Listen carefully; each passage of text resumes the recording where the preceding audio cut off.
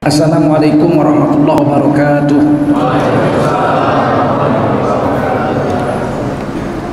Hamdan wa syukran lillah, wassalatan wassalaman ala rasulillah wa ala alihi wa sahbihi wa mawalah. Allahumma salli wa sallim ala hadha nabiyil karim sayyidina wa maulana Muhammadin wa ala alihi wa sahbihi ajma'in.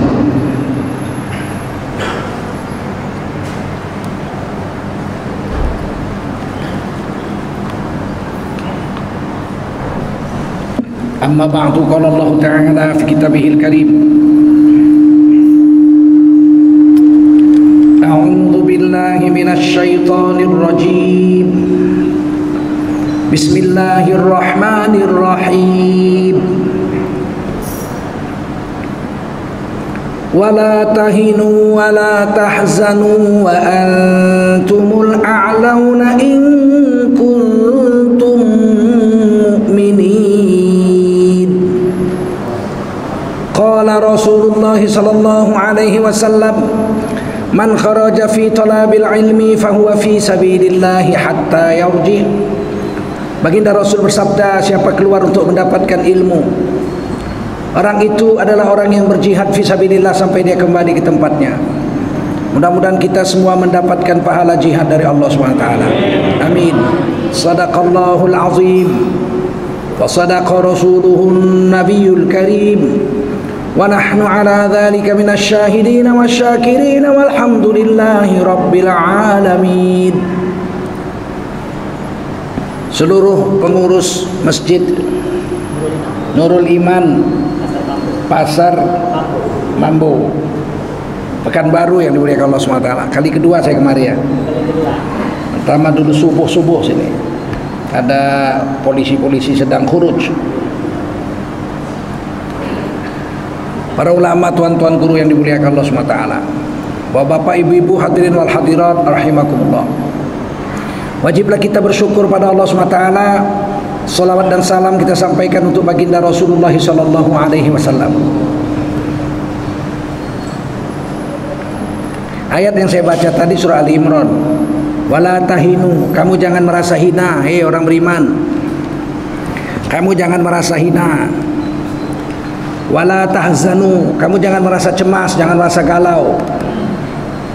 Wa antumul a'launa, kamu itu derajatnya paling tinggi.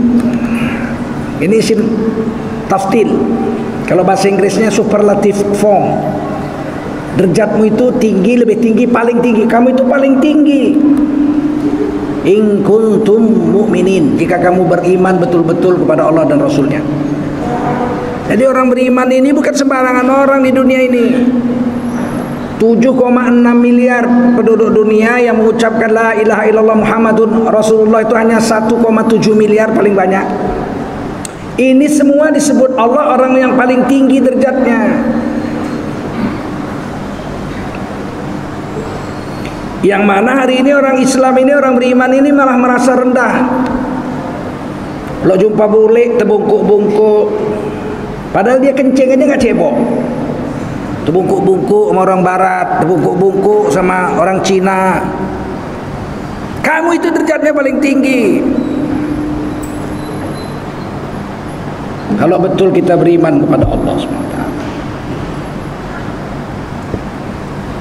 Sudahlah kita derajat paling tinggi karena beriman. Diberi agama Islam, agama paling tinggi. Al-Islamu ya'lu wa la yu'la alaih. Islam itu tinggi, tak ada lebih tinggi dari Islam. Kan berarti 2 kali tinggi kita itu. Iman membuat kita paling mulia, paling tinggi. Islam membuat kita paling tinggi, 2 kali tingginya kita ini. Bukan untuk disombongkan, bukan untuk dibangga-banggakan, tapi ini untuk diyakini agar kita nggak lari dari iman dan Islam. Jangan lari dari iman dan Islam. Semua persoalan harus dipecahkan menurut jalannya Islam dan iman kita. Jangan cari jalan keluar di luar Islam. Kalaupun kamu selamat, tapi kamu dihina oleh Allah SWT. Kalau kita cari jalan keluar melalui agama Islam yang diajarkan Allah dan Rasulnya, andai kata pun nggak selamat, tetap mulia. Paham? Paham nggak? Yakin nggak? Cari rezeki, cara agama, cara Islam. Kalaupun nggak dapat, mati kelaparan, tetap mati mulia. Cari rezeki cara Allah dan Rasulnya yang halal, nggak dapat, yang halal nggak dapat, 4 hari nggak makan, mati, matinya mulia. Wa antumul a'launa, kamu itu derajatnya paling tinggi.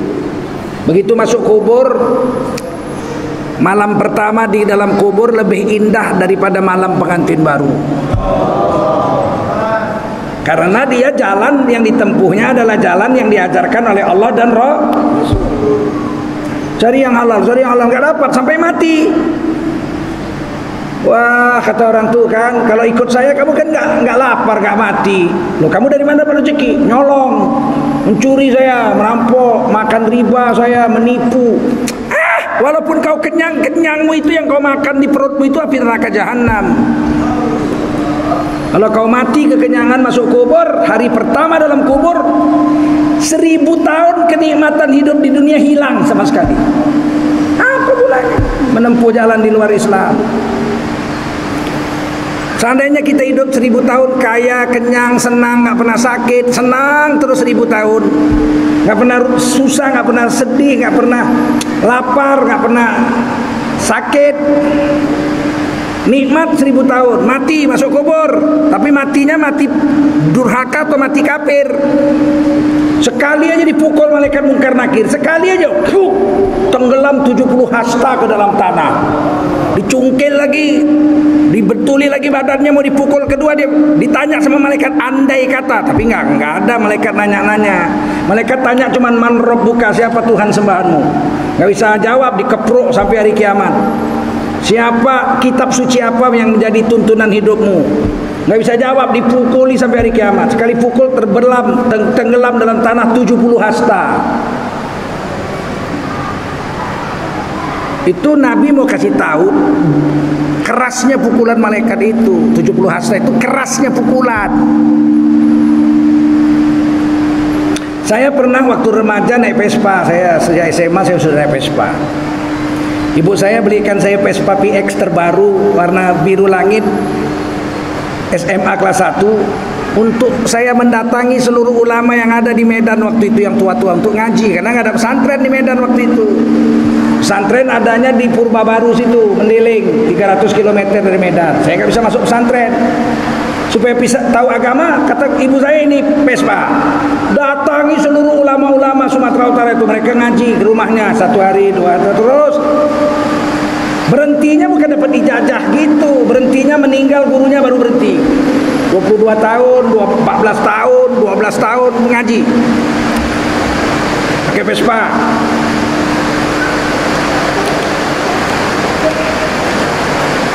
Dibeli itu untuk ngaji, bukan untuk apa-apa, bukan untuk sombong-sombong, bukan untuk bangga-bangga, nggak ada pacaran-pacaran, nggak. Satu hari saya lewat Pulau Brayat. Salah satu guru saya tinggalnya di Jalan Belawan di Martubung, depan pabrik Coca-Cola. Sedang dibangun jalan layang tuh, kayak jalan layang kan di Sumatera Pekanbaru udah ada 3 ya, ada 3. Bikin pondasinya itu tiang beton seperti tiang listrik itu, dipukul pakai mesin, bum, bum, bum, bum. Saya lewat, baru sekali saya lihat, ya apa ini? Berhenti saya, getar itu, tanah itu bergetar.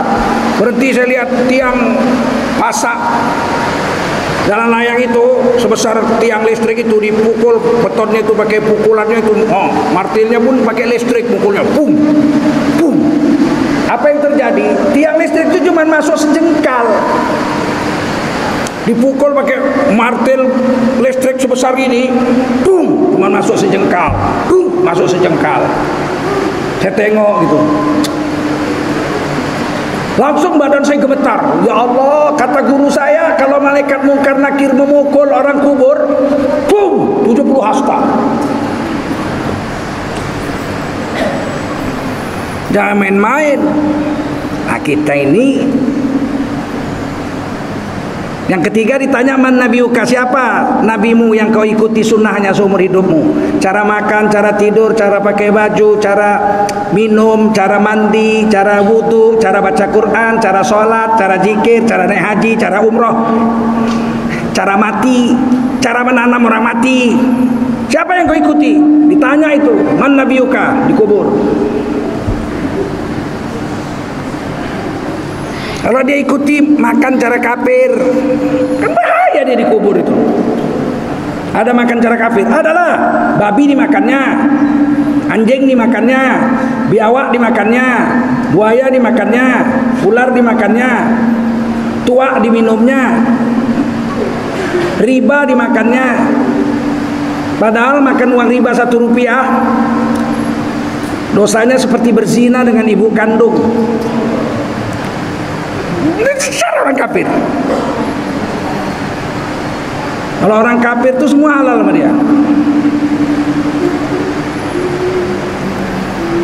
Udahlah makannya halal atau tidak itu dihitung, cara makannya lagi.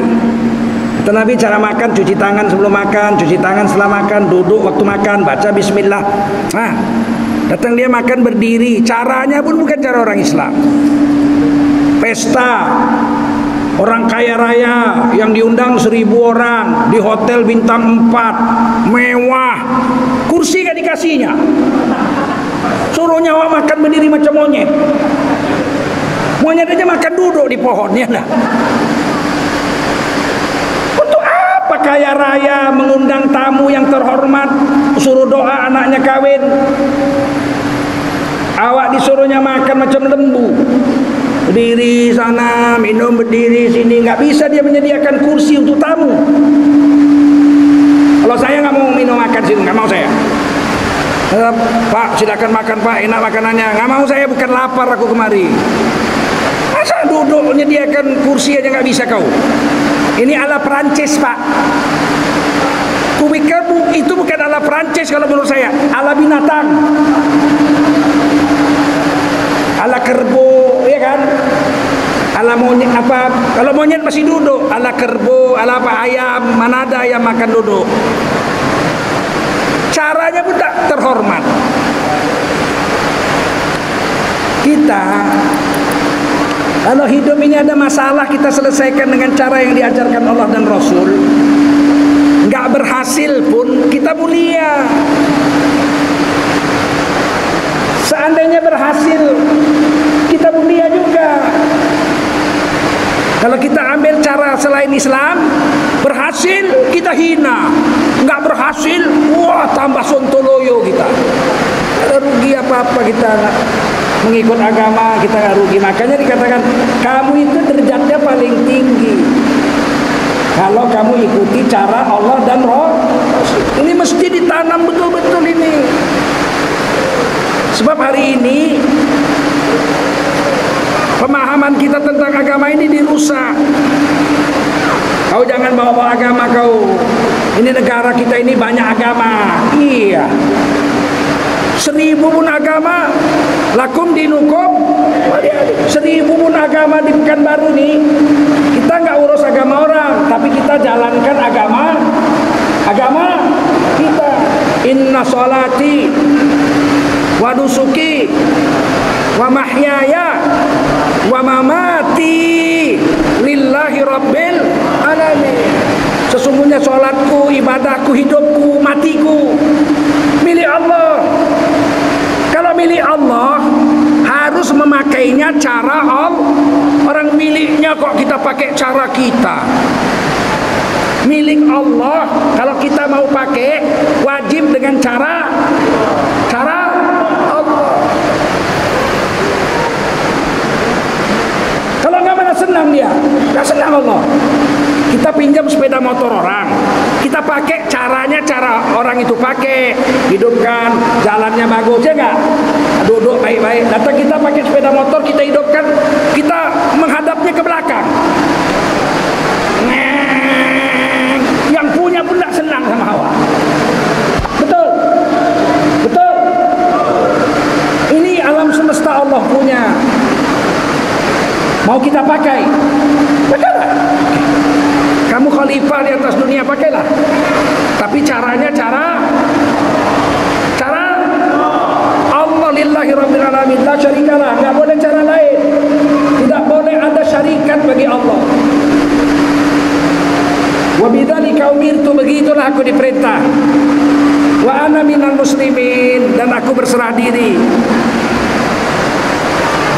Aku berserah diri dengan aturan Allah, nggak berani cari aturan-aturan yang lain. Dan ini diwajibkan dibaca setiap sholat. Wajib dengan tanda kutip lah, karena hukumnya sunat iyalah. Tapi kalau sholat baca doa iftitah pasti kita baca. Sampai sini paham? Paham? Jangan dilawan. Ini wajah cermin iman. Betul? Betul? Sedangkan film Hollywood aja percaya kalau jadi bandit pasti mukanya. Film India banditnya Tuan Takur. Betul nggak?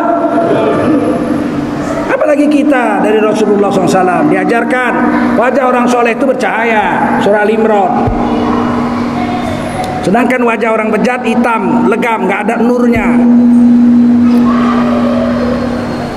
Di hari kiamat nanti wajah orang-orang soleh seperti cahaya matahari. Nuruhum yas'a baina aidihim wa bi aimanihim. Badannya, wajahnya bercahaya. Bekas-bekas wuduknya itu munawwaroh. Bekas wajahnya, tangannya, kupingnya, kakinya. Bekas wuduknya itu, bekas sujudnya itu bercahaya. Sehingga orang-orang di hari kiamat tuh yang bercahaya langsung disuruh masuk sama malaikat. Masuk surga, masuk surga, masuk surga, masuk surga. Nggak diperiksa-periksa. 8 pintu surga, salah satu namanya babus sholah, pintu orang-orang yang menjaga langsung sholat ya, masuk yang bercahaya. Yang tidak sholat ikut masuk ke situ, berlari-lari menuju pintu itu paman saya mau ikut, tuh bibi saya mau ikut, tuh supir saya mau masuk surga saya mau ikut. Di stop sama malaikat. Wamtazul yauma ayyuhal mujrimun, orang-orang berdosa minggir. Pisah, jangan ikut-ikut. Itu paman saya, tuh bibi saya. Kau gak bisa, kau orang jahat. Dari mana malaikat tahu kami orang jahat? Raimu iki meleketek. Wajah waangko, lai wajah baruak.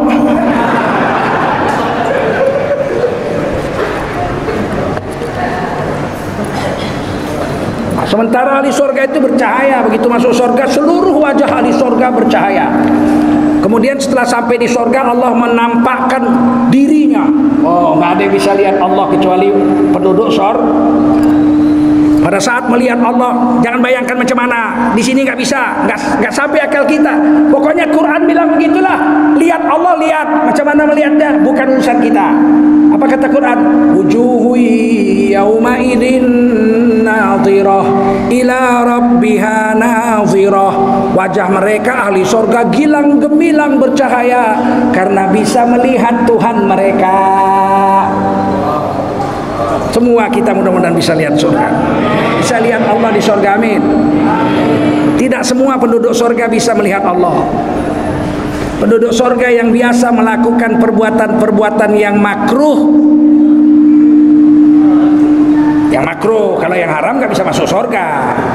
Yang makruh dia buat, dia bisa masuk surga karena kerjaan makruh tidak haram, tidak berdosa. Betul. Makruh itu dikerjakan tidak berdosa, ditinggalkan Siapa yang masuk surga tapi suka melakukan yang makruh, di surga tidak bisa melihat Allah. Jadi yang paling sedih di surga itu sudah masuk surga tapi nggak bisa lihat Allah. Oh, itu paling sedih. Udah masuk Masjidil Haram umpamanya, tapi nggak bisa lihat Ka'bah. Sedih nggak? Udah masuk Masjidil Haram, mana Ka'bah? Itu kata orang. Mana? Itu. Oh, nggak ada, nggak nampak, hilang. Allah, sedihnya lah manusia masuk ke Masjidil Haram tidak bisa lihat Ka'bah. Berapa sedihnya orang Islam masuk surga tapi nggak bisa lihat Allah karena sering melakukan yang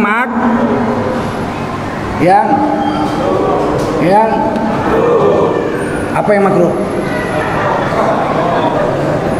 Rokok. Apalagi? Jengkol. Jengkol di belakang rumah saya waktu kecil-kecil ada pohon jengkol besar, buahnya berkarung-karung. Sekali-sekali ada monyet datang, pisang dimakannya, jambu dimakannya, mangga dimakannya, semua buah-buahan yang ada dimakannya kecuali jengkol. Belum pernah saya lihat monyet makan jengkol. Pernah lihat monyet makan jengkol? Kita orang beriman makan jengkol. Heran monyet.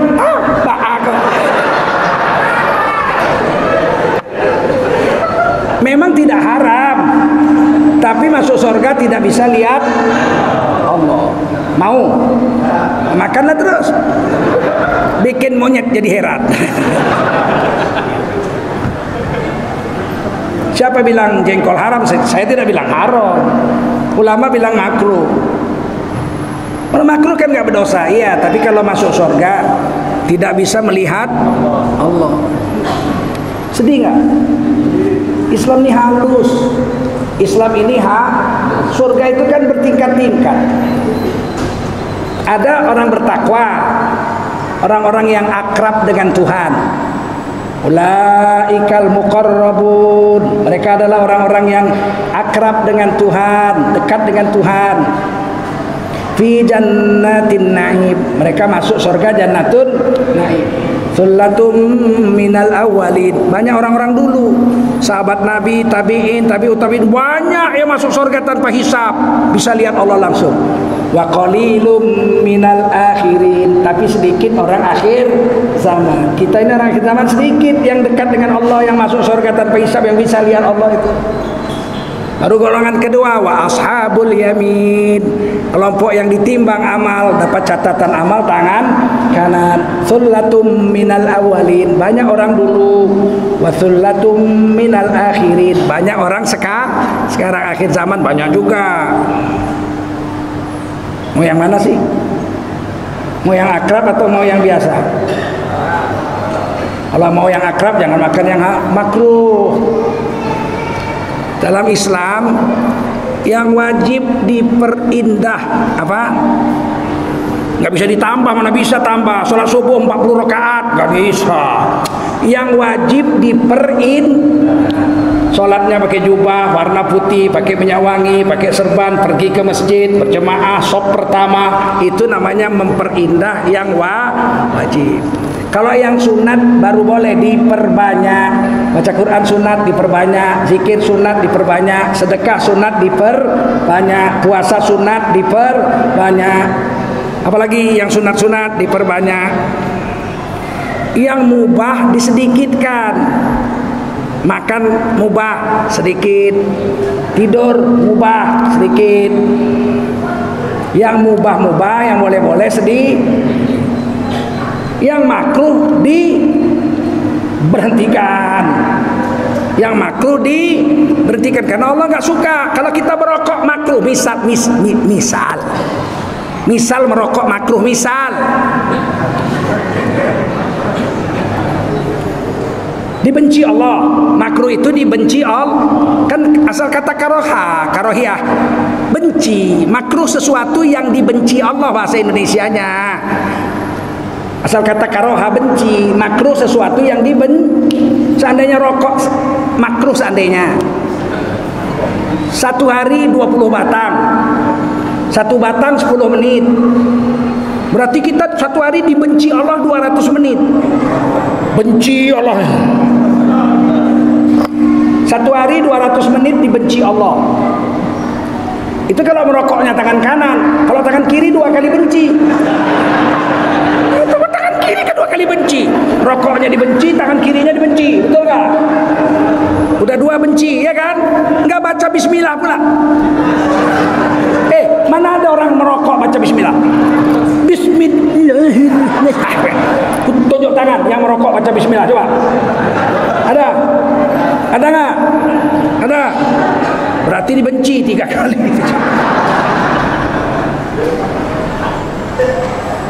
Kira-kira kalau mati dicium sama Nabi dia atau ditamparkan Nabi dia?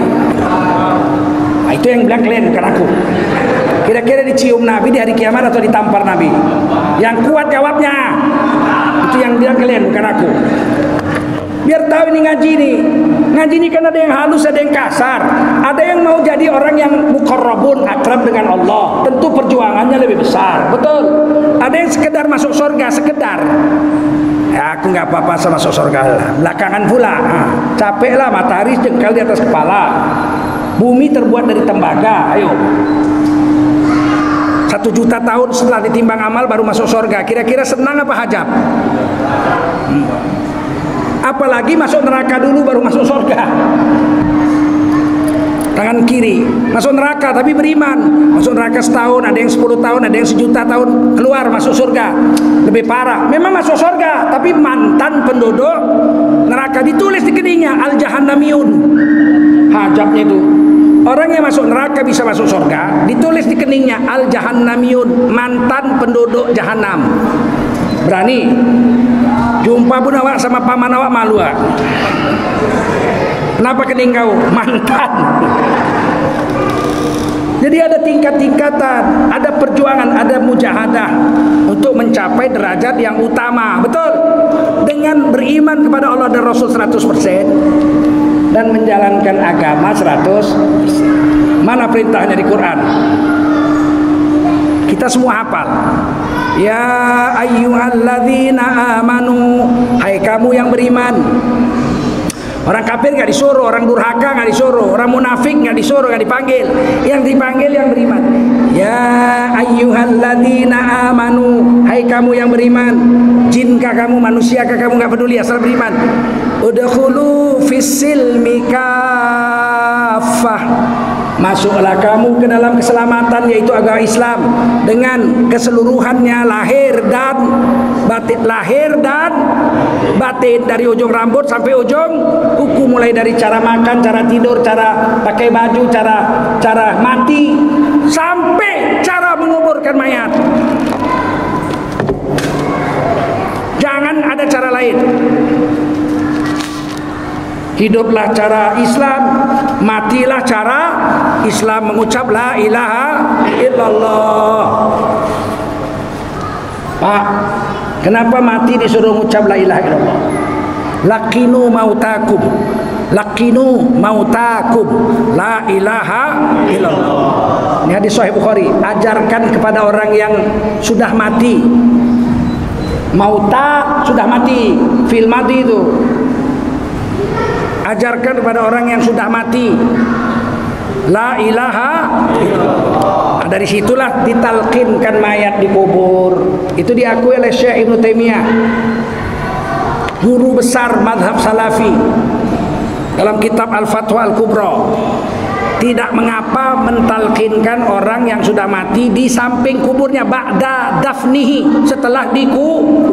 Karena hadisnya jelas, lakinu mautakum, ajarkan, ajari kamu la ilaha illallah kepada orang yang sudah mati di antara kamu. Oleh ulama-ulama kita, hadis ini dikias, ditakwil. Walaupun bentuk kalimatnya orang yang sudah mati, tapi diartikan orang yang akan mati. Walaupun bentuknya fil mati, sudah mati, tapi diartikan ajari orang yang hampir mati dengan kalimat la ilaha illallah. Sekarang saya berpikir, kita semua berpikir, kenapa bukan kalimat yang lain? Subhanallah kah? Walhamdulillah kah? Allahu akbar, la haula wala quwwata illa billah. Kenapa bukan itu? Kenapa la ilaha illallah? Biar bapak-bapak sudah tahu, kalimat la ilaha illallah itu diucapkan tidak perlu menggerakkan bibir. Kalau subhanallah itu pasti bibir bergerak karena ada huruf ba. Ba itu kan huruf bilabial. Sub. Kalau enggak hidup bibirnya enggak bunyi bahnya itu, betul. Allahu akbar, mulutnya ikut. La haula wala, ikut. Itu la wow itu huruf dua bibir. Tapi la ilaha illallah boleh bibir enggak bergerak. Orang udah mau mati, lidahnya udah keluh. Lihat, La ilaha illallah. Bergerak bibirnya. Bergerak. Nah, perhatikan. La ilaha illallah. Ada bergerak bibirnya. Berarti Rasulullah itu hebat. Orang yang hampir mati, lidah udah keluh, bibir udah payah bergerak kan, disuruh mengucap satu kalimat yang lebih berat dari seluruh alam jagat raya tanpa harus menggerakkan bibir. Kalimat la ilaha illallah. Semua coba, la ilaha illallah. Semua.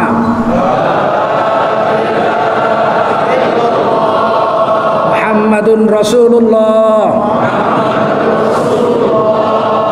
Man qala la ilaha illallah dakhalal jannah. Siapa mengucapkan la ilaha illallah, dia masuk surga. Masya Allah. Hiduplah cara agama, matilah cara. Sudah mati cara agama. Sudah mati cara agama. Kata Nabi, orang mati wajib dimandikan. Betul. Pakai agama, Pak. Mandikannya pakai air mutlak yang suci lagi mensucikan. Jangan sok-sokan. Saudara-saudara, saya orang kaya, saya direktur utama PT Pertamina. Bapak saya meninggal dunia pagi ini, maka siang ini akan saya mandikan pakai Pertamax Turbo. Gila, Pak.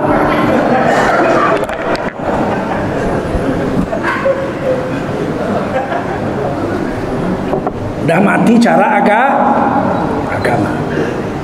Kapankan dengan kain putih sunat, dikapankannya wajib warna putih boleh warna lain. Nabi warna merah hati karena nggak jumpa kain putih. Wajib dikapankan, nggak boleh pakai jas, nggak boleh pakai yang lain. Tapi warna putih hadis Tirmidzi, warna putih kesukaan Allah. Kapankan mayat-mayatmu dengan baju putih, karena putih kesukaan Allah. Jadi kalau saya pakai baju putih 24 jam, berarti Allah itu mahabbah, cinta kepada saya selama 24 jam. Ngapain pakai warna lain? Warna lain tidak ada kecintaan Allah. Memang nggak boleh pakai baju merah? Boleh, tapi yang cinta PDIP.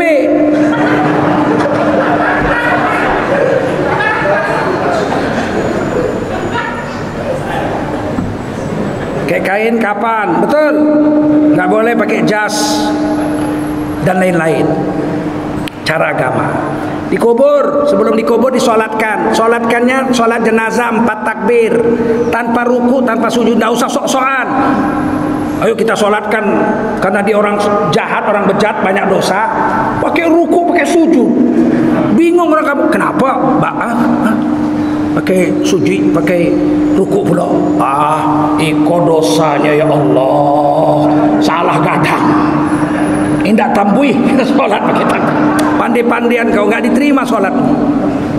Yang terakhir dikuburkan mereng kanan menghadap Nggak usah sok jago, saudara-saudara. Berhubung karena tanah kuburan sudah sempit, maka saya wali kota Pekanbaru mengeluarkan surat perintah mulai besok yang mati di kota Pekanbaru wajib dikuburkan berdiri saja. Harus cara agak. Yakin nggak? Yakin. Nah, bagaimana dengan corona ini menghadapinya? Ya kita hadapi dengan agama. Tauhid kita ini, akidah kita adalah akidah Ahlus Sunnah wal Jamaah, bukan Qadariyah, bukan Jabariyah. Kita bukan orang yang serahkan aja sama Allah. Kalau memang sakit, kalau enggak ya enggak. Oh, itu bukan orang Ahlus Sunnah. Saya ini kalau memang kata Allah mati, mati. Kalau kata Allah nggak mati, nggak mati. Naik kapal terbang, terjun dia, dibukanya pintu, mati nggak? Saya kalau ditakdirkan mati, mati. Kalau enggak. Lewat kereta api, loncat dia ke depan kepala kereta api itu, mati nggak? Jadi jangan, kita bukan orang seperti itu. Ada pula yang bilang, kalau memang saya mengatakan hidup, saya pasti hidup. Kita bukan Jabariyah, bukan Qadariyah. Kita Ahlus Sunnah wal Jamaah. Ahlus Sunnah wal Jamaah ada asbab, ada musabbab. Ada asbab, ada yang musabbab adalah Allah Subhanahu wa ta'ala.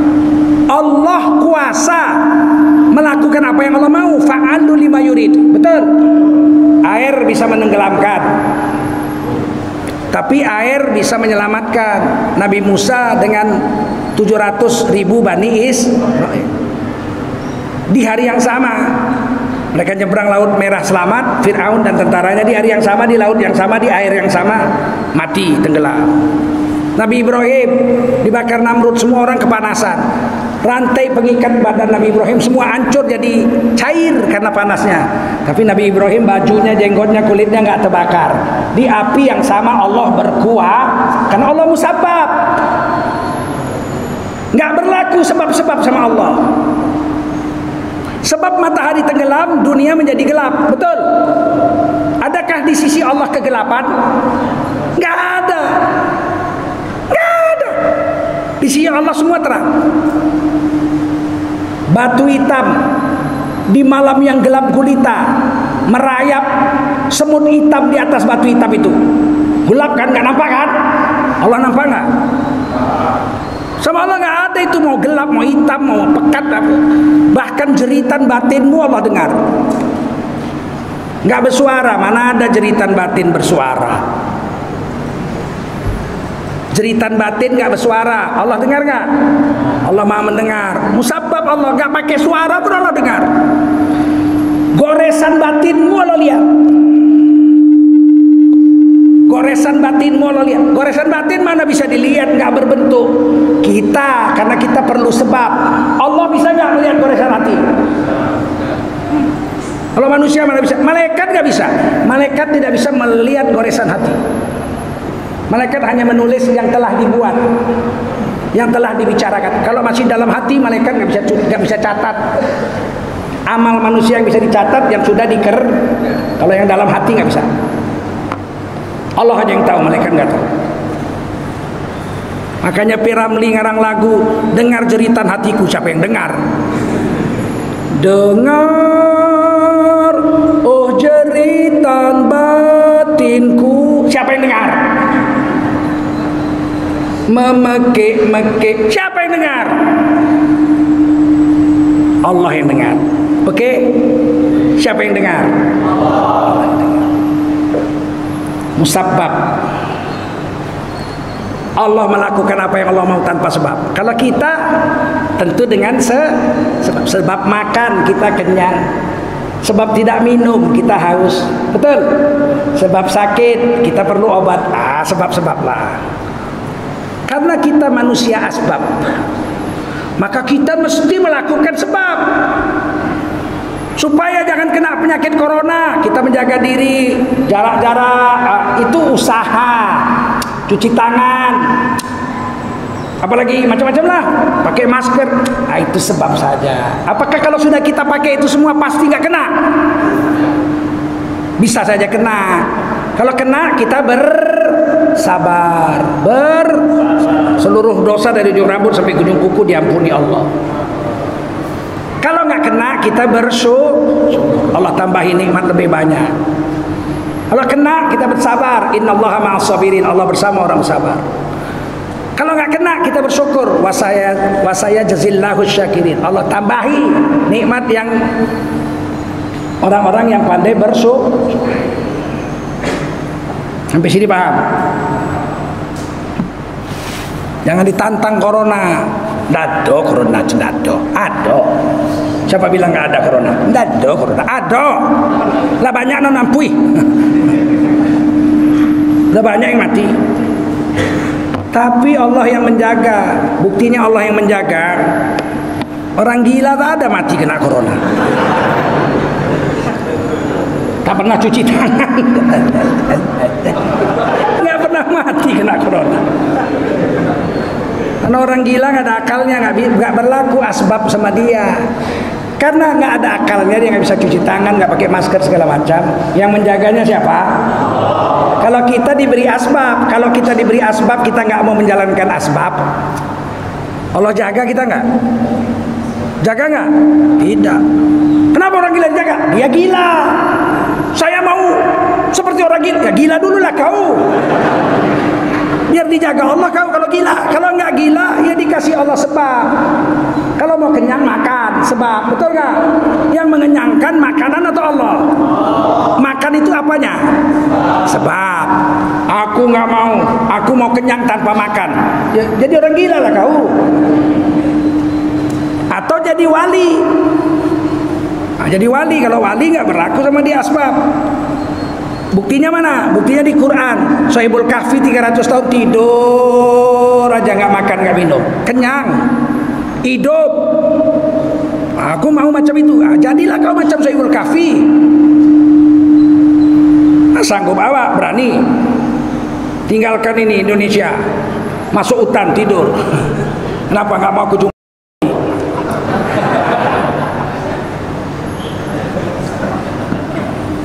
Jangan kita berharap seperti wali Sahibul Kahfi. Kalau derajat kita tidak seperti dia, nggak mau Allah bantu. Saya Sahibul Kahfi dijaga Allah, nggak makan, nggak minum, nggak mati 300 tahun. Saya mau seperti itu boleh, tapi derajatmu mesti sama dia, serupa sama dia, supaya nggak berlaku asbab.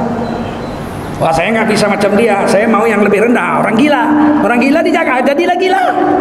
Kalau kita nggak gila, nggak wali, kita melakukan lakukan asbab. Kita bukan orang gila, kita bukan wali, kita tengah-tengah. Lakukanlah asbab.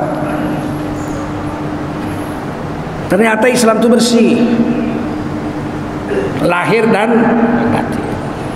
Untuk membersihkan batin ada pembersihnya. Pertama apa? Baca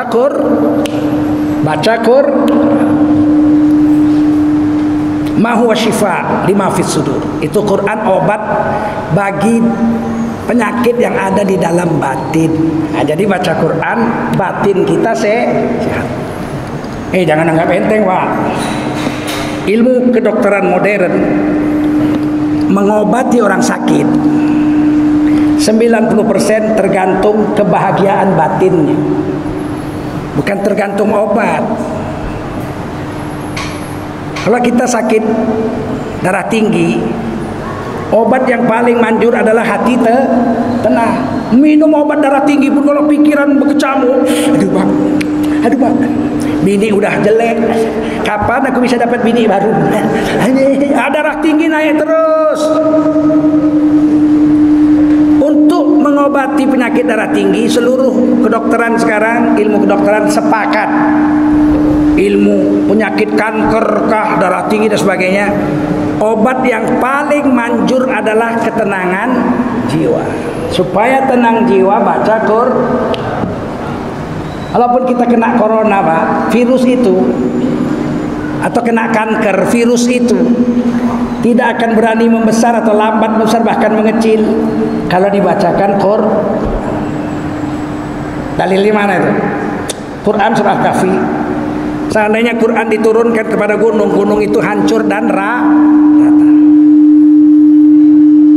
Gunung nggak sanggup menerima Quran, hancur dan rata. Kira-kira kuman penyakit berani nggak terima Quran? Berani nggak? Ini dalilnya di Quran surah Al-Kahfi, nggak usah saya baca, waktu pendek. Quran mengatakan kalau diturunkan Quran itu kepada gunung, gunung akan hancur. Apalagi cuman kuman. Hari ini kita sakit malah dengar lagu, putar lagu, ke kanan, ke kanan, ke kanan dan ke kanan, ke kiri, ke kiri, ke kiri dan ke kiri. Sakitnya tuh di sini, sakitnya tuh di sini. Makan sayur kol campur daging anjing. Gimana kau mau sehat? Ada kiai-kiai penataran. Rupanya lama duduk 3 jam bosan kan? Supaya jangan tegang suruh berdiri, joget. Agak kanan, agak kanan, agak kanan dan ke kanan, agak kiri. Dalam hatiku, kiai pun bodoh hari ini. Kalau sudah 3 jam seminar, pikiran kita mulai tegang. Kata Nabi obatnya bangun, berdiri, wudhu, sholat duha. Sholat sunat, letakkan kepalamu lebih rendah dari punggungmu, sujud lama-lama, ruku lama-lama, sehingga darah lancar lagi ke kepala, bukan suruh joget. Perempuan pula yang memimpin. Ya, kiai semua ya. Ku cabutlah kumis kau nanti.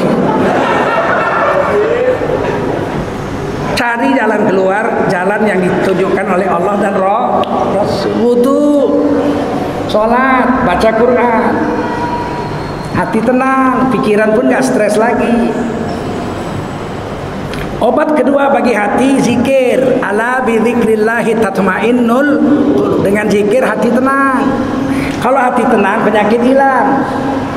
Sebab penyakit jasmani ini paling banyak muncul karena hatinya nggak tenang. Yang bilang Quran fi qulubihim marad fazadahumullahu marada. Di dalam hati mereka ada penyakit, sombong, iri hati, hasad, ya iri hati, ghadab, marah, sum'ah, ujub. Penyakit-penyakit hati ada di hatinya. Fazadahumullahu marada. Ditambah penyakit jasmani. Gara-gara pemarah darah tinggi, gara-gara iri hati stroke. Iri hati stroke. Tetangga beli mobil dia nggak bisa tidur. Sampai jam 3 pagi suaminya nanya, "Kenapa kau bangun dia?" "Abang nggak tahu si Susi baru beli mobil baru." Susi beli mobil dia nggak bisa tidur. 2 minggu kemudian bengkok. Di dalam hatinya ada penyakit, Allah tambah penyakit jasmani. Fazadahumullahu marada. Untuk mengobati penyakit hati baca Quran dan zikir. Kemudian apa? Sholat. Sholat menimbulkan hati menjadi sedekah. Sedekah itu bikin hati tenang. Dapat duit 1 juta, sedekahkan 100.000. Coba rasakan, dapat duit 1 juta, sedekahkan sama orang miskin 100.000. Setelah itu coba rasakan, hati tenang. Sedekah itu mengobati penyakit. Siapa yang bilang? Rasul. Mana hadisnya? Wadawu mardakum bis sadaqah. Obati penyakit diantara kamu dengan bersedekah. Kenapa orang bersedekah mengobat penyakit? Hatinya orang udah mati aja kalau ditangguhkan sedikit, laula akhartani ila ajalin qarib. Andai kata kematian itu ditangguhkan sedikit aja, orang itu akan bersedekah. Orang dulu kalau sakit sedekah apa? Bikin nasi urap, ikan asin, kresek, goreng pakai tepung jagung, telur direbus belah 8 telur. Orang miskin zaman itu telur belah 8, saya coba-coba nggak bisa, pecah belah 4 bisa, belah 2 bisa, belah 8 nggak bisa. Rupanya apa kan? Saya tanya, "Bi, wingi aku among-amongi paico itu ndok belah 8. Aku dikasih telur belah 8 kemarin waktu anak bibi sakit, among-among. Kenduri kecil-kecilan untuk ngobatin anaknya yang sakit, namanya among-among. Telur belah 8, aku coba-coba di rumah nggak bisa, ketawa dia. Mbok belah kanggo apa? Kanggo pisau. Kau belahnya pakai pisau? Ya ora iso. Belah 8 nganggo benang. Kalau membelah telur belah 8, belahnya pakai benang. Orang dulu telur belah 8 aja berani sedekah dia. Nih, nasi pakai ikan asin kresek digoreng pakai tepung, pakai urap, telurnya belah 8, berani dia sedekah. Nah, tolong doakan anakku biar sembuh ya. Tolong doakan anakku. Sekarang berani nggak kalian ngundang orang anak kalian sunatan, sedekahnya makannya nasi sama telur sambal? Berani? Zaman saya kecil telur belah 8 berani orang sedekah. Sekarang berani nggak sedekah pakai telur? Tetangga bilang, sok ngundang telur, bikin bau kentut aja. Hari ini manusia tidak bersyukur. Padahal Rasulullah mengatakan mengobati penyakit dengan bayar zakat. Ambil harta mereka, khudz min amwalihim, ambil harta mereka, tutahhiruhum, untuk membersihkan diri mereka, wa tuzakkihim, membersihkan batin mereka. Kemudian apa? Wa sholli alaihim, doakan mereka. Karena doamu itu sakanun lahum. Doamu itu bikin hati orang itu jadi tenang, tentram. Makanya kalau kita dikasih sedekah, dikasih zakat, kita doa. Doanya diajari Rasul. Ada yang bilang kemarin ulama, ustaz di YouTube, kalau terima sedekah atau terima zakat nggak ada doa-doanya, itu bid'ah semua. Allah, cepat kali pun kau bilang bid'ah. Di rumah saya aja kitab ada 7-8 ton. Belum dibaca semua, apalagi kamu. Jangan bilang cepat-cepat, nggak ada dalil. Doa menerima zakat, doa menerima sedekah, doa menerima infak, hadisnya sahih dan dituliskan oleh Imam Sobuni dalam tafsir Safwatut Tafasir. Orang yang baru aja meninggal berapa tahun yang lalu, dosen di Universitas Madinah, bermadhab Salafi, Imam Sobuni dalam Safwatut Tafasir menuliskan doa yang didoakan Nabi untuk Sayyidina Utsman sewaktu Nabi mengumpulkan harta untuk bekal perang. Sayyidina Utsman membawa 1000 ekor kuda lengkap dengan pedang dan pelananya. Berapa miliar kalau sekarang itu. Begitu sampai ditanya Nabi, berapa yang tinggal di rumahmu? Berapa yang kau bawa ini? Berapa yang kau bawa ini? Kata Sayyidina Utsman, sepertiga, sulus, sepertiga min mali, sepertiga dari hartaku. Langsung Nabi doa. Ditulis oleh Imam Sobuni dalam tafsir Safwatut Tafasir surah Al-Baqarah ayat 261. Tafsirnya begini bunyinya, doanya, ajarakallahu fima a'taita wa barakallahu fima abqaita. Ditulis dalam mazhab Syafi'i, ditambah satu kalimat, wa ja'alallahu laka tahura. Semoga Allah mengganjari pahala dengan harta yang kau bayarkan hari ini. Wa barakallahu fima abqaita. Semoga Allah menambahi berkah dalam hartamu yang kau tinggalkan di rumahmu sisa yang ini. Dan mudah-mudahan Allah menjadikan kamu bersih lahir batin dengan sebab sedekahmu ini. Jangan bilang ada. Seandainya pun lafaz doanya nggak ada, jangan bilang ada. Seandainya nggak ada, pun tetap mendoakan orang yang sedekah, infak dan zakat, hukumnya karena perintahnya di surah At-Taubah, washolli alaihim. Setelah kau terima itu zakat dari orang, sedangkan zakat yang didoakan apa? Yang sunat, yang sedekah, infak. Washolli alaihim, doakan mereka. Karena doa kamu itu, kata Nabi, kata Allah Quran dalam surah Taubah, sakanun lahum, membuat hati mereka menjadi tenang. Kalau hati tenang, penyakit hilang. Setuju? Setuju nggak? Adapun untuk jasmani kita, fisik, kita disuruh memakai air. Jadi jangan anggap enteng dengan air. Jangan mubazir. Kata Nabi, kalau kamu berwudu meskipun di laut, gayungi. Artinya walaupun kau di atas laut, gayungi. Artinya pakai sedikit. Walaupun kamu di atas laut, kalau berwudu gayungi, ambil sedikit aja. Untuk wudumu itu digayung. Ternyata kita ini obat yang paling manjur untuk jasmani, itu air.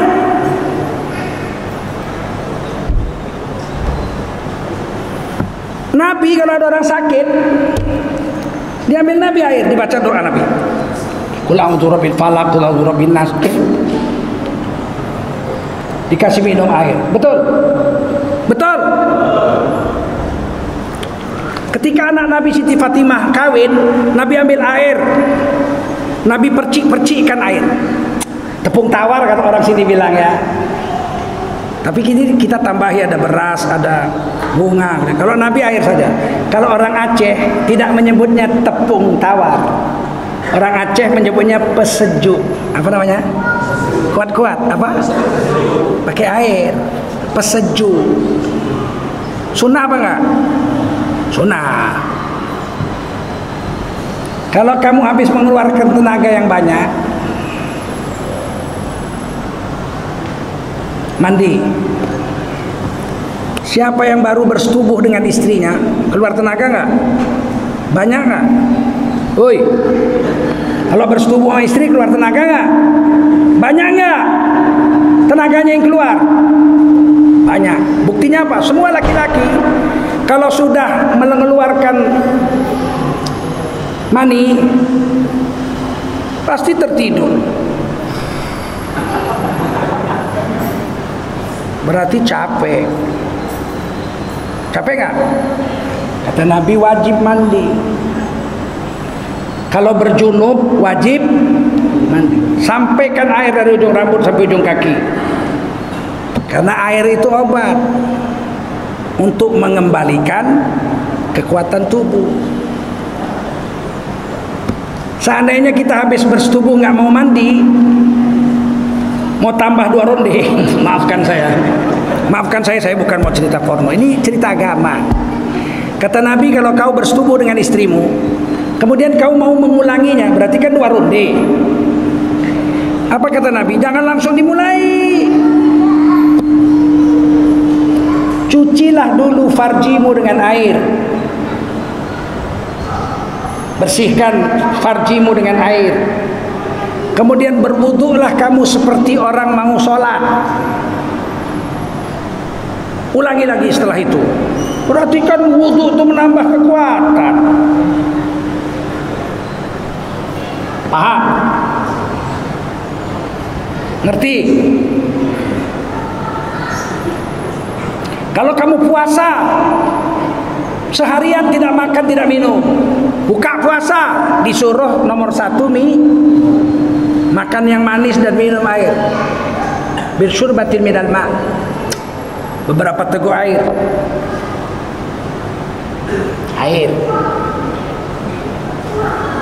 Obat air. Kalau kamu buang air kecil, yang dibuang itu kan racun, setuju? Air seni itu racun, sisa-sisa yang sudah disaring racun-racun itu oleh ginjal, sisa-sisanya itu racun-racunnya dibuang lewat air seni. Jadi air seni itu racun apa enggak? Kalau dia mengeluarkan air seni racun, yang terpercik-perciknya itu wajib dicuci, diistinjai. Berarti kan air mengobati. Farji kita yang tersentuh dengan air kencing yang beracun itu harus wajib hukumnya cuci. Setelah itu kamu kan berhadas kecil, betul? Orang yang buang air kecil kan berhadas kecil. Setelah kau cuci hukumnya wajib istinja, wajib hukumnya. Disunatkan kamu berwudu, mengangkatkan hadas kecil itu. Berarti air itu obat. Untuk mencuci bekas kencing yang beracun itu pakai air wajib hukumnya. Untuk mengangkatkan itu kan najisnya ain, kelihatan tuh najis, dicuci dengan air, wajib hukumnya. Mengangkatkan hadas kecilnya nggak kelihatan hadas kecil, itu dengan wudu pakai air atau pakai spiritus sih? Air. Obat apa enggak? Obat.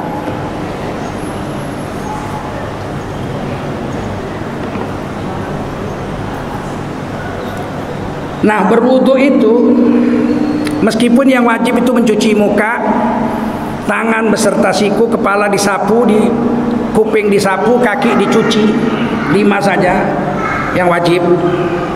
Tambah 2, pertama niat. Yang ke-7 adalah berturut-turut tertib. Tapi ada 2 yang tidak disebutkan di dalam Quran. Kumur-kumur, ambil air kumur-kumur.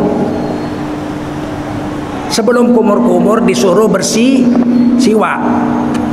Ambil kayu siwak, digosok gigi. Kenapa pakai kayu? Kan ada sekarang gosok gigi yang pakai apa itu? Plastik itu. Itu toothbrush, gosok gigi. Sedangkan mulut ini yang perlu digosok bukan hanya gigi, gusinya juga, betul? Nah, coba gosok gigi itu, gosokkan ke gusimu kalau nggak berdarah. Untuk membersihkan gusi pakai siwak, kayu siwak itu kayu arak. Dan itu hadis Bukhari, Muslim. Laula an asyqa ala ummati la amartuhum bisiwak inda kulli shalah aw inda kulli wudu. Seandainya tidak memberatkan umatku, kuwajibkan umatku itu gosok gigi dengan kayu siwak 5 kali waktu berwudu, 5 kali waktu sholat. Berarti satu hari berapa kali? 10. Kalau nggak punya kayu, maka bersiwak waktu berwudu itu dengan jari telunjuk. Itu dalam kitab Sirus Salikin. Ambil air, ini belum kumur-kumur, baru siwak. Ambil air, gosok gigi dengan gusi kita itu pakai jari. Baru mulai wudu. Cuci tangan tadi, gosok gigi. Udah, baru mulai apa? Kumur-kumur dulu. Kumur-kumur bukan begini. Bukan begitu. Kumur-kumur tuh begini. Masukkan air, kumur-kumur, naikkan ke leher atas ke atas. Buang ke kiri. Membuang ke kiri itu sunat. Jangan kau buang arah kiblat. Ambil lagi air, kumur-kumur lagi.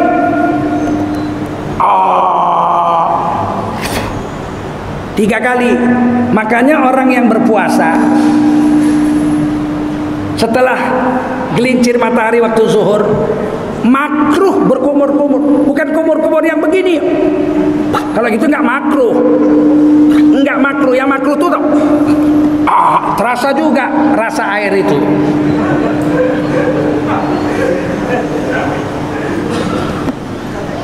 Kalau sekali wudhu 3 kali kumur-kumur, jadi mulai besok kumur-kumurnya diperbaiki. Bukan begini. Bukan begini.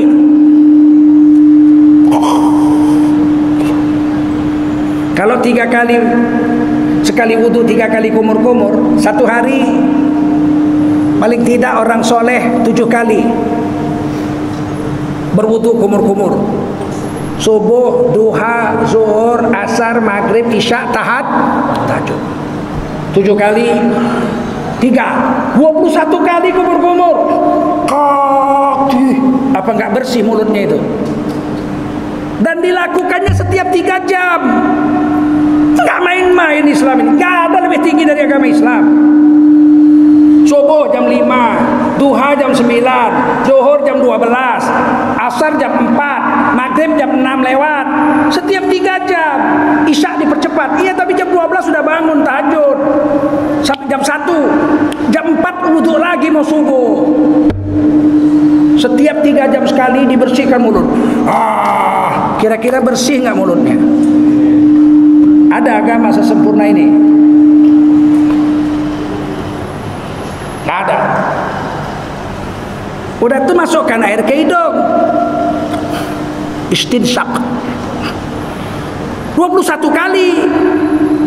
Apa nggak bersih hidung dan mulutnya? Sedangkan penyakit jasmani sebagian besar masuknya lewat hidung dan mulut. Jarang lewat kuping, jarang. Yang paling banyak lewat hidung dan makanya yang dibungkus masker itu mulut dan mana ada orang pakai masker kupingnya dibungkus. Nah, Islam 1400 tahun yang lalu sudah mengatakan, Nabi sunat membersihkan hidung 21 kali kalau dengan duha dengan tahajud. Sunat membersihkan mulut 21 hari, 21 kali sehari kalau pakai sholat duha dan tahajud.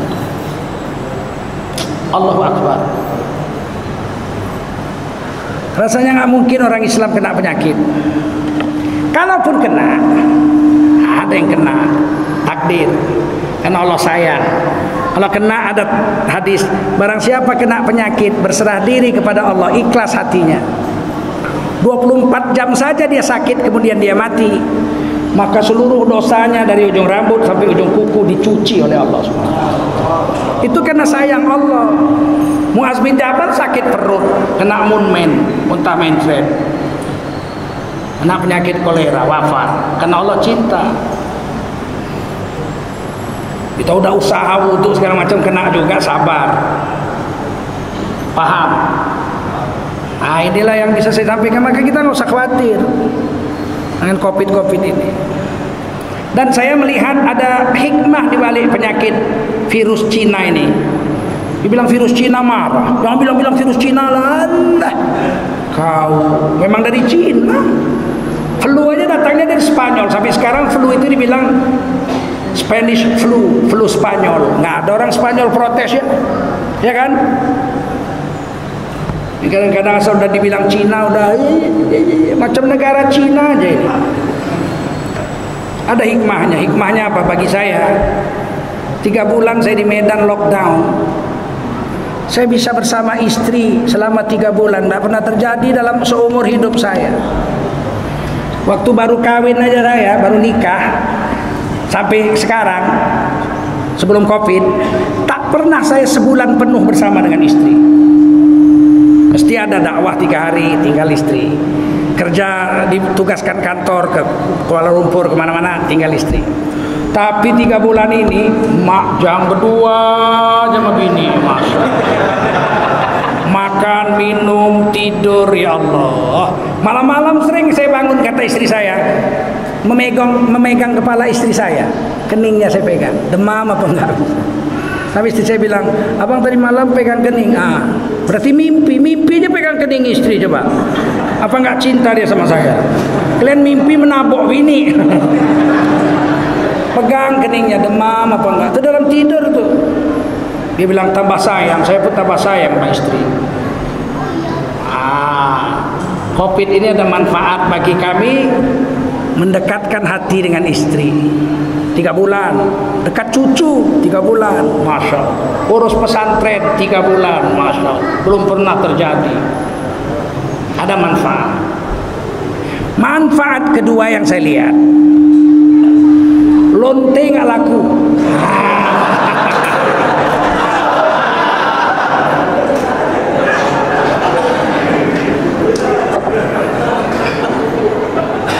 Alhamdulillah. Siapa berani? Ayo berani. Jadi ada manfaat. Setengah mati ulama dakwah, payah kali berhenti. Kena COVID, ayo gratis.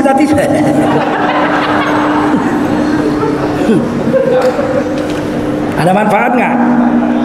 Ada. Rabbana ma khalaqta hadza batila.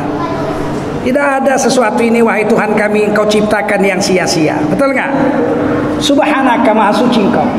Ya Allah, faqina azabannar. Jagalah aku dari api neraka. COVID-19 ini menjaga orang Islam dari neraka.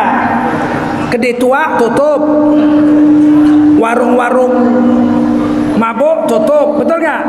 Karaoke, kata Inul katanya 64 atau 54. Inul Daratista 54 atau 64. Karaoke Vista milik Inul tutup.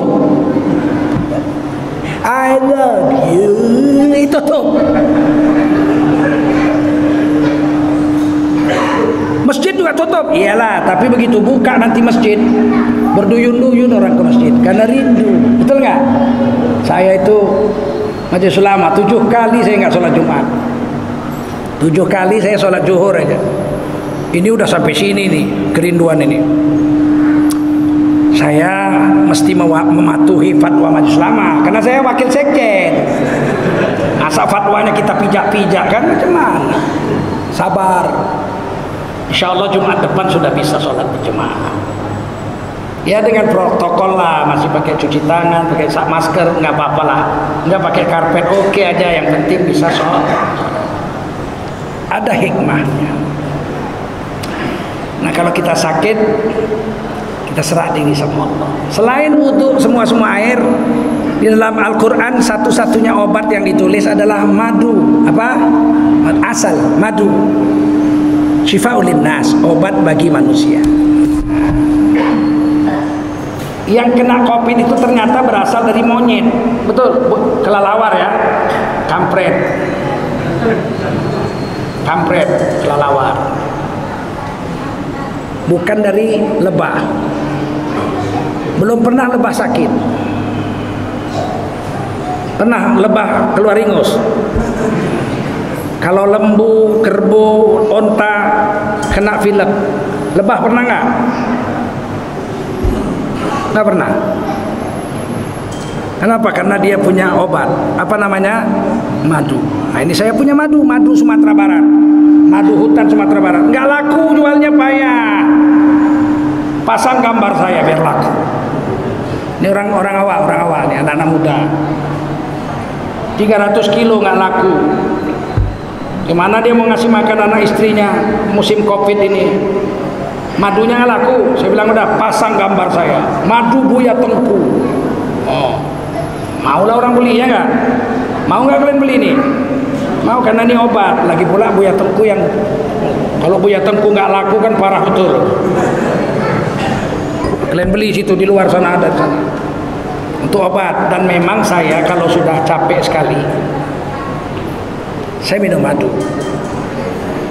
Ambil air hangat 1 gelas, taruhkan madu sesendok setengah, aduk, minum berteguk-teguk minumnya. Gub, bismillahi Allahu Akbar, bismillahi alhamdulillah, bismillahi alhamdulillah. Rasakanlah sensasinya. Memang kata Rasulullah memang begitu. Nah, kita buat usaha supaya badan kita lepas daripada penyakit. Itu satu-satunya obat di Quran, madu. Kalau di hadis habbatus sauda. Habbatus sauda minyaknya. Saya sedang kumpul sama kawan-kawan membuat habbatus sauda itu dengan bentuk gel. Itu teknologinya tinggi, jadi nggak pakai kapsul lagi, pakai gel supaya nggak bau. Nah, itu sedang kita buat di Jakarta. Mesinnya kita beli dari Jerman, miliaran harganya. Tidak apa, yang penting kita bisa bikin modern, tapi tetap hadis Bukhari Muslim, habbatus sauda. Bagi orang-orang yang prostat, saya prostat, ada gejala prostat, saya nggak ke dokter, habbatus sauda aja. 2 pagi 2 malam, 2 pagi 2 malam. Kalau sedang kumat, kalau nggak kumat nggak usah juga, karena dia obat. Nah, kita coba menjalankan Al-Quran dan Sunnah. Insya Allah. Terakhir saya kesan ini, obat yang paling hebat adalah Al-Quran dan Sodakoh. Ini Quran komunitas Riau Mengaji, ditandatangani oleh Ketua Majelis Ulama Pekanbaru, Ilyas Husti, Profesor Doktor ada di sini, kata pengantarnya. Dan anak-anak Riau Mengaji ini membagikan Quran ini kepada orang yang sudah bisa baca Quran saja. Jadi sudah diajari dulu baru dikasih, sudah bisa baca Quran baru dikasih. Kalau sejak merdeka, sejak zaman Belanda sampai sekarang, Quran yang pernah dicetak di Indonesia hanya 52 juta eksemplar. Sedangkan orang Islam di Indonesia 230 juta dari 267 juta. Berarti ada 150 juta lagi orang yang tidak punya Al-Quran. Pergilah ke kampung-kampung, jangankan Quran, surah Yasin aja nggak punya. Bila nah, kita mau cetak Quran ini ada terjemahannya. Targetnya 1 juta Al-Quran dari Riau Mengaji ini. Targetnya. Sekarang stok yang ada 10.000. Yang sudah ada, yang sudah kita cetak seperti ini, cantik sekali warnanya. Itu sudah ada 10.000 sekarang di dalam gudang kita sekarang di Pekanbaru. Kalau bapak-bapak menyumbang satu Quran 100.000, itu sudah termasuk sebagian untuk honor guru-guru Al-Quran di komunitas-komunitas terasing, suku Akit, suku Anak Dalam, suku Sakai, suku Kubu dan lain-lain. Itu di sana ada guru yang ditinggalkan di sana untuk mengajarkan Quran. Nanti Qurannya dibagi ke sana kepada anak-anak yang ada di sana yang sudah bisa baca Quran. Kemudian tahun ini anak-anak kita menargetkan membuat musola di suku Akit ya, suku Akit. Target akan membuat musola dalam tahun ini.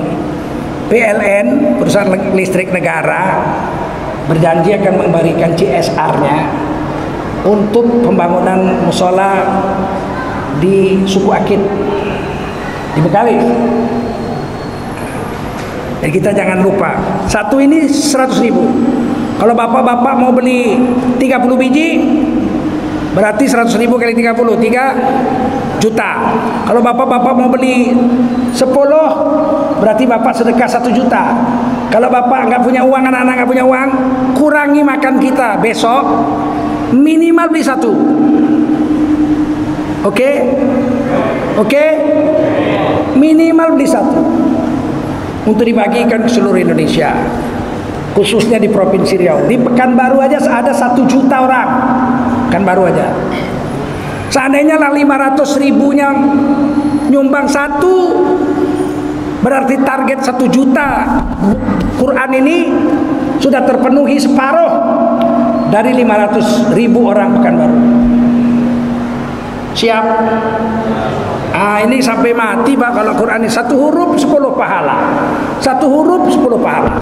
Kalau dia khatam, 70.000 malaikat turun mendoakan dia sampai pagi. Sama kita semua itu karena kita yang memberikan Quran. Saya serahkan pada ananda kita dari komunitas Riau Mengaji. Mudah-mudahan ceramah ini ada manfaat. Jangan bosan belajar agama, insya Allah ya. Dan mudah-mudahan COVID-19 ini, virus Cina, cepat berlalu dari negeri kita. Dan saya berdoa segera didapatkan obatnya. Kalau sudah ada obatnya, ini sudah seperti flu biasanya. Cukup kalau ada obat, dan nggak ada masalah. Ini karena obatnya belum ada. Flu Spanyol waktu berkembang tahun 1920, itu yang mati 50 juta orang. Jangan main-main. Tapi ini kalau udah ada obat, udah enteng, udah nggak ada masalah. Demikian, silakan anakku. Siapa yang mau mulailah, ya mulai menyumbang. Jangan pulang dulu. Ya.